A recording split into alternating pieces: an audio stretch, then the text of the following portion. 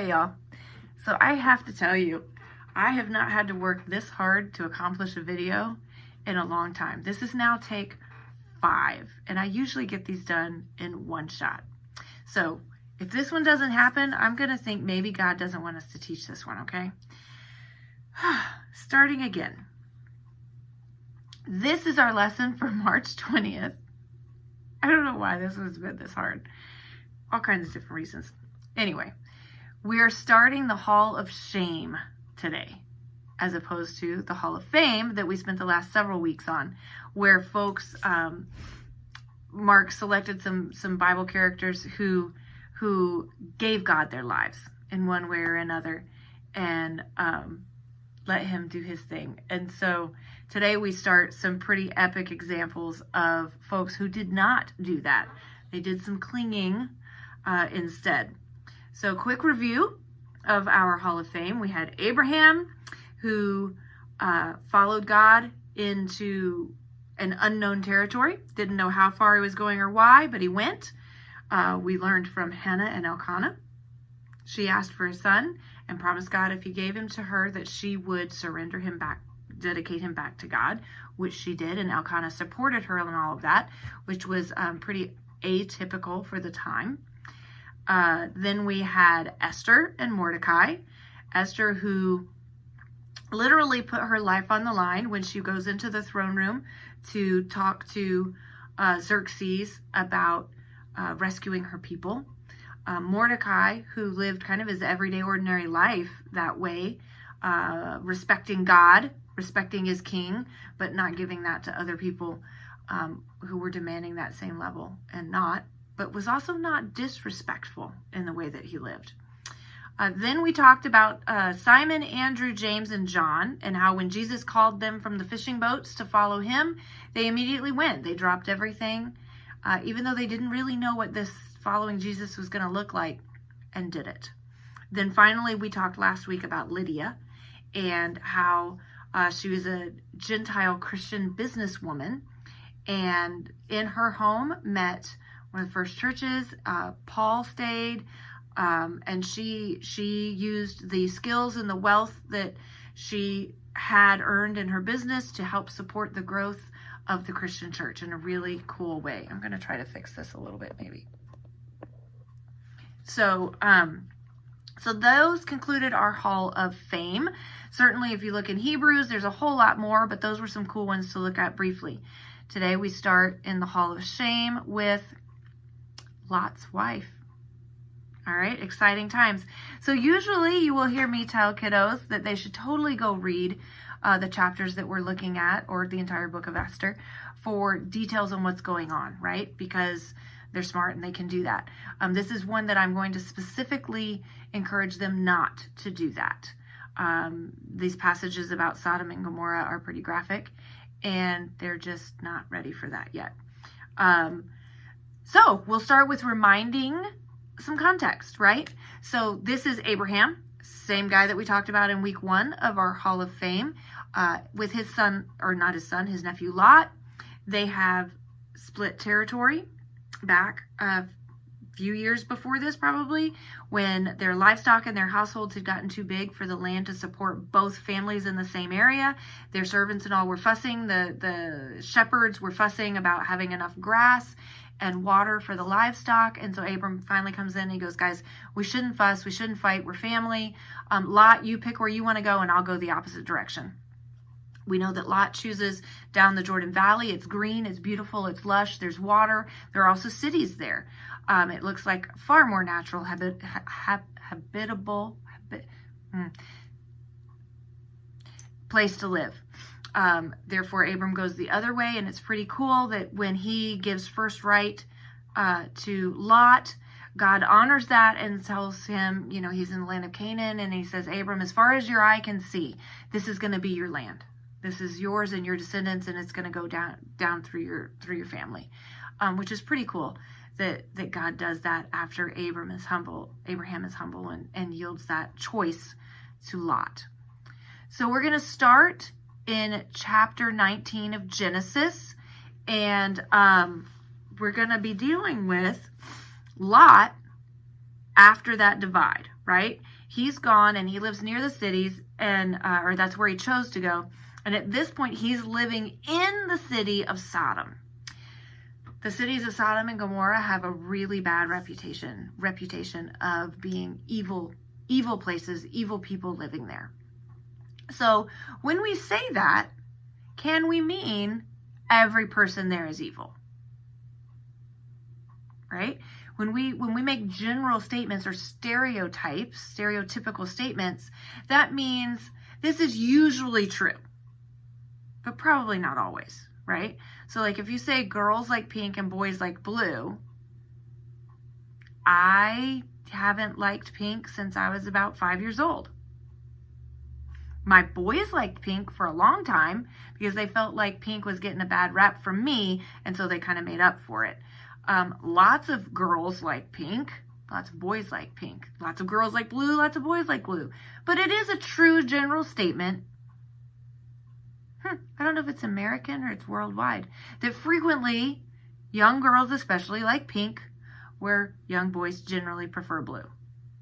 It's not completely true all the time, right?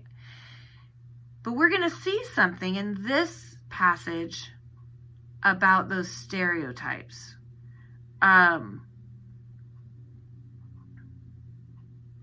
Actually, we're starting in chapter 18, verse 20.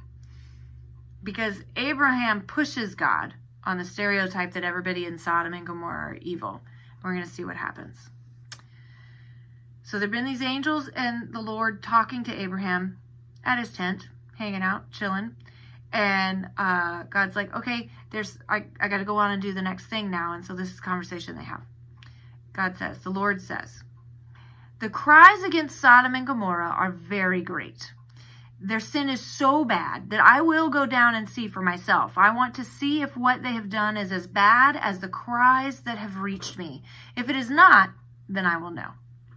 The men turned away and went to Sodom. But Abram remained standing in front of the Lord, and Abraham came up to him and he said, so he's talking to God, will you sweep away godly people along with those who are evil? What if there are 50 godly people in the city? Will you really sweep it away? Won't you spare the place because of 50 godly people in it? You would never kill godly people along with those who are evil, would you? Would you treat them all alike? You would never do such a thing. Won't the judge of the whole earth do what is right? The Lord said, if I find 50 godly people in Sodom, I will spare it. I will spare the whole place because of them. So the Lord is saying that he's heard the cries of the people, that there is unfair and evil and horrible behavior happening. Just like he heard the cries of the Israelites, the Hebrew people, when they were in slavery in Egypt. They didn't necessarily believe in God anymore. They didn't really remember who Yahweh was. But he heard them crying out, and he rescued them. And he's hearing the people in Sodom and the surrounding cities crying out, and the victims and things like that crying out. And he goes, I'm going to go check this out. And I'm going to wipe the city out because it sounds like it's bad. And we can get into issues with that later. But he says, I'm going to go. And Abraham goes, wait a minute. Isn't that against your character? Isn't it against your character, God, to wipe out an entire city, regardless of if there are actually godly people there? Like, you wouldn't do that. That's not who you are. And God says, you're right. I wouldn't. So if there are 50 godly people there, I'll leave it alone. Wow. The conversation continues. And he says, Abraham and God go back and forth several times. And Abraham finally says, 10 godly people. If there are only 10 godly people, will you rescue the city? Will you leave it alone? And God says, yeah, I will. So this is one of the ways that we know that prayer matters, that God listens, and then we talk and we can impact change, right? So we're going to skip down to 19:9. And will have reminded kids, don't read. I will probably put this text on the screen. 19:9. They're in the city. The angels are in the city. They're actually in Lot's house because they went to try to get Lot to leave. "Get out of our way," the men of Sodom replied to Lot. "You came here as an outsider. Now you want to act like a judge. We will treat you even worse than them." And they kept trying to force Lot to open the door. Then they moved forward to break it down. But the angels inside reached out and pulled Lot back into the house and shut the door. Then they made the men who were at the door of the house blind. They blinded both young and old men so they could not find the door. The two angels said to Lot, "Do you have any other family members here? Do you have sons-in-law, sons, daughters, any other relatives in this city? Get them out of here. We are going to destroy this place. Many have cried out to the Lord against the people of the city, so he has sent us to destroy it." I think it's interesting right here that it does not say that Lot is found righteous. It does not say it finds that his family is found righteous.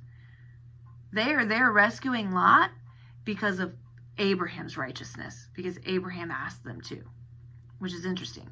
It also doesn't say they found 10 righteous people, much less 50 righteous people in the whole city. So it's going to be destroyed. So as we move from here, we read that Lot goes to his sons-in-law's house and tries to get them to leave, and they don't believe Lot, so they stay there. And then he's back at his house, and he's kind of freaking out, and he's frozen. The angels have said, "You have to get your family out of here right now and go, and don't stop running." And it says Lot is frozen in fear. He doesn't move. Have you ever had that happen when you're so scared, you're just kind of like, I don't know what to do, I don't know what to say, I don't know what to think, and you're just stuck? So verse 16, Lot did not move right away. So the men grabbed him by the hand. They also took hold of the hands of his wife and his 2 daughters. They led all of them safely out of the city. The Lord had mercy on them. As soon as the angels had brought them out, one of them spoke, "Run for your lives. Do not look back. Do not stop anywhere in the valley. Run to the mountains. If you do not, you will be swept away." Lot told the angel he did not think that they could run that far or that fast, and he wanted to go to a nearby city instead. What is it with people arguing with God? Wait, I do that a lot. Okay. The angel says, okay, they'd protect that city, but the angel says, go fast, because they can't start destroying the city until Lot and his family are safe. So the Bible tells us that God waits until Lot's family gets to, I don't know if it's Zor or Zoar, and by then the sun had risen over the land. So it's daytime. Night has passed. Then sulfur rained on the land. Like lava? I don't know. All the cities in the valley were destroyed because of the evil people in those cities. What instructions had the angel given Lot and his family when they left? Run for your lives. Do not stop. Don't stop anywhere in the valley. Run to the mountains. If you don't, you'll be swept away. Lot had already negotiated a compromise on how far to go. They were told to go to the mountains, and Lot said, can't go that far. How about we go to a city? And they said, okay, you can go to Zoar. So they do that. So they ran, and they got a compromise on where, and the other instruction was what? Don't look back. There's evil and nasty behind you. Move forward to a new life. Verse 26. But Lot's wife looked back, and when she did, she became a pillar made out of salt. What did Lot's wife's action show about her heart? Maybe she was curious. Maybe she wanted to be back there. Either way, her choice to look back was in direct disobedience to the God who was rescuing her. And it was a bad idea. That's why she's in the Hall of Shame. She did not surrender her life to God and say, whatever you have for me, thank you for rescuing me. Let me obey you. She clung to her life. She wanted that old way of living in that city where she was from, where she could do things the way she'd always done them, even though they weren't honoring to God, who was trying to rescue her. Not just her, but her daughters too. She said no. And the consequence was she died. I do wonder, a pillar of salt? That's weird. Why? How? Like, is this just a bit of God's creativity? I have no idea. It's weird. Okay? If you know why, I'd love to hear it. But we're going to continue a little bit because I want to know more about Abraham in this, okay? We're going to continue to verse 27. Early the next morning, Abraham got up. He returned to the place where he had stood in front of the Lord. He looked down toward Sodom and Gomorrah and the whole valley. He saw thick smoke rising from the land. It looked like smoke from a furnace. So when God destroyed the cities of the valley, he showed concern for Abraham. He brought Lot out safely when he destroyed the cities where God had lived. So God kept his promise to Abraham. God tried to protect all of Lot's family, but not all of them would listen. Not all of them would let God help him. We all do this sometimes, right? Like there are times that God wants more for us or better for us or to protect us, and we refuse it. We refuse that help. We ignore the Holy Spirit. So we'll go on and break it down a little bit further from there. But that's, guys, we're all in the hall of shame sometimes, right? Sometimes we make amazing, God-honoring choices. Sometimes we don't. Abraham, sometimes he made amazing, God-honoring choices, and sometimes he really didn't. But by the grace of God, none of those bad choices ended with him as a pillar of salt. Like Lot's wife's choice was pretty clear. And sometimes we have clear choices that we can make too, that we still choose the wrong thing. And so that's our encouragement to learn from Lot's wife is when we surrender our life, when we give it to God, and we ask for his help in making the choices that honor him, he'll take care of us. We will become more like him. And he will help us to make fewer and fewer of those choices that are against him. So let's learn from Lot's wife that if we're not really careful, we end up in that same spot a lot. Maybe not as salt, but maybe with some consequences we weren't looking for. So let's be more like Abraham and less like Lot's wife. All right? Our activities today, because really, frankly, what else could it possibly be? We're gonna create with salt dough, or you're gonna play freeze tag. Because, hello, there are no other choices. All right, friends, thank you so much for leading and loving kids. I'll talk to you later.